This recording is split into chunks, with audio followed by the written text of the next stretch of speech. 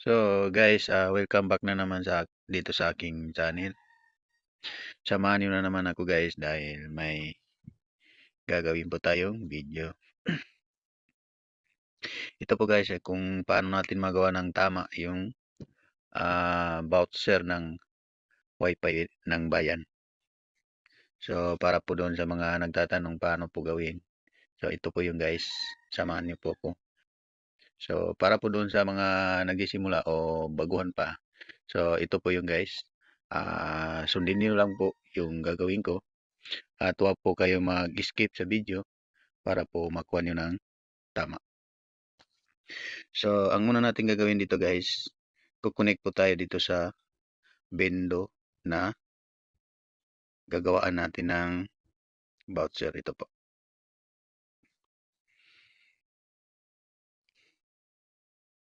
So, ito siya, 24/7 hotspot.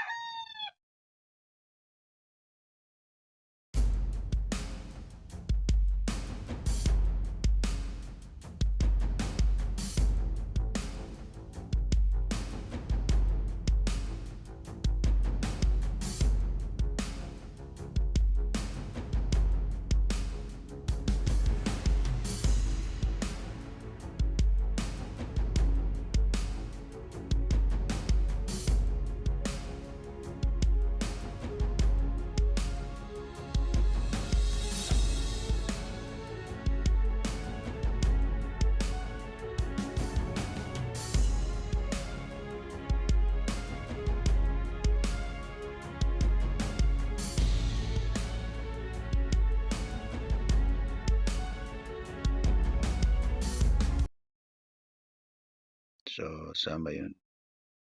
Ito po siya guys, Wi-Fi vouchers. Dito po tayo gagawa. Ito. So, ayan. So, para po makagawa tayo, click lang po natin itong add voucher. Ito po. Ayan. So, pagdating natin dito,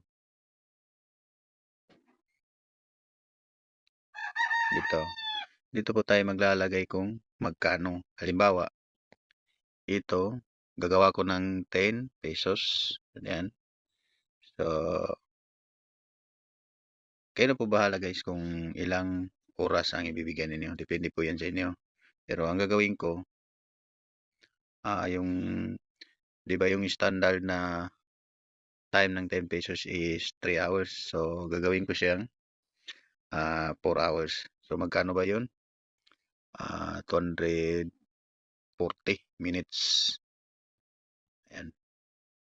140 minutes. Then, dito po sa quantity guys, ang ibig po sabihin nito kung ilan voucher po ang gusto niyong gawin.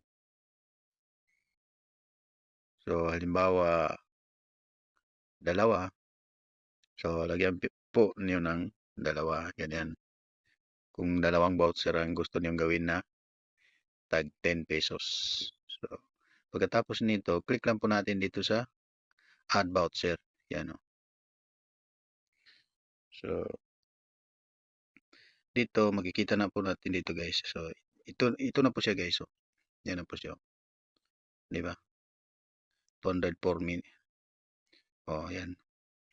240 minutes equivalent to 4 hours. Yan o. Yan po siya. So, ito po yung code niya. Dito banda. Voucher code. Makita naman dyan sa taas. Voucher code. Siya. Then, para po magawa natin ito ng kung ilang post ang gusto natin ilagay at kung kailan mag-expire, dito po tayo pupunta. So, balik tayo dito guys. So, click po natin dito sa voucher rate. Ito po. Yan. So, ito po. So, dahil gumawa tayo ng 10, yan, 5 meron dito. Gumawa tayo ng 10. Dito, ilagay natin dito ang 10. Gawa tayo ng bago dito.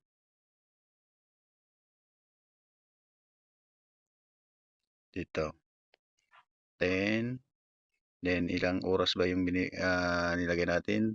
240. Then dito na guys, so ito na po yung post na sinasabi ko kung ilang post ba ang gusto niyo. Halimbawa 5 o depende sa inyo kung anong ilang post ang bibigyan ninyo dito. Ito siya, lalagyan ko ng 5 guys, sample naman ito. Yan no. So ngayon dito sa expiration, ilang araw ang ibibigay ninyo. Halimbawa kasi 10 pesos ito, halimbawa 24 hours.